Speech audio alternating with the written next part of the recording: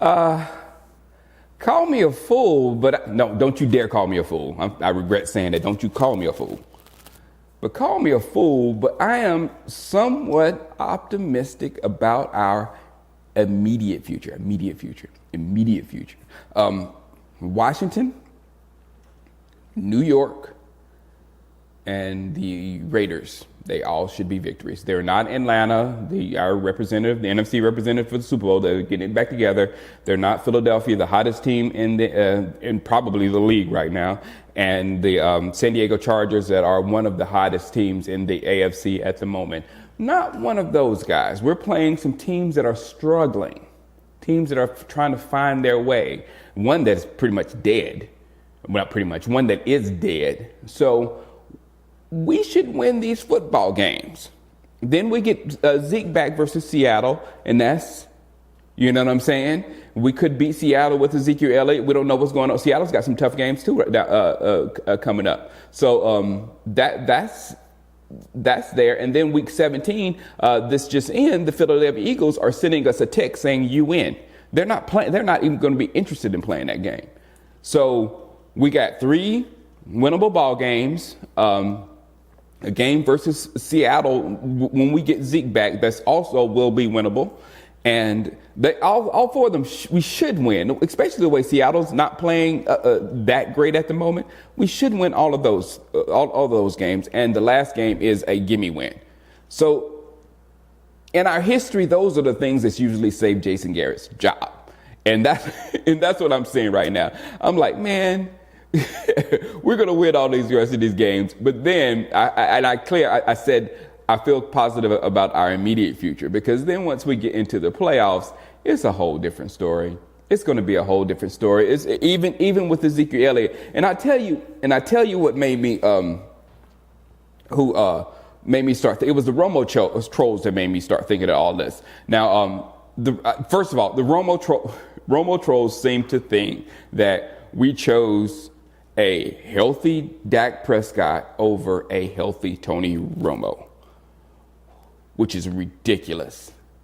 It is so insane that it's there's no way you would take any second-year, fourth-round quarterback over a quarterback that has potential to be a top 5 quarterback every single he plays. That is idiocy. There's no way that anyone would do that. And tell you the truth, if there was this thing in this current dimensional timeline, if there was a thing of a healthy Tony Romo, he would be playing with the Jacksonville Jaguars, and that would be 10-1, ready to go to the Super Bowl. Tell me I'm lying. Tell me a healthy Tony Romo on that team would be unstoppable. Or the other team, he would be cruising to the AFC West Championship with the Denver Broncos, ready for a Super Bowl run. Either way, he's in a very good, very, very good situation. So I can't with that. But it did make me think that if we had Romo, we would be able to score. So what happened when we had Romo? You know, because we had DeMarco Murray, who had more yards than Ezekiel Elliott. He was more productive than Ezekiel Elliott. Why didn't it work? This is why. Our team is bad. We score quicker and they score back. Just think about Phillip Rivers. We of course, if we had Romo against Phillip Rivers, we score a lot more points than we're scoring. But we give the ball, right when we score, we get the ball back to Phillip Rivers and get ready to play defense. The way he was ripping us, man, he could have got 600 on us if we prompted him. There was no stopping that. And that was even the guys, your precious 2014 Green Bay game, who you just feel like if they would have called that play right, and you hear me, if they would have called that play right and Dez caught that ball, we would have won that game. But I'm like, don't you know we had to still play defense against Aaron Rodgers? And the proof in that is we still had a chance when Dez dropped that ball. When they made that bad call. Let me get it right. But we still had a chance after that to stop Aaron Rodgers. And we couldn't stop Aaron Rodgers to get the ball back so we can score. So those are the things that happen. And that's why I'm not optimistic about our long-term future. Here's why. Zeke is to Romo as Dak Prescott is to DeMarco Murray. Romo and Zeke, they're your dynamic players.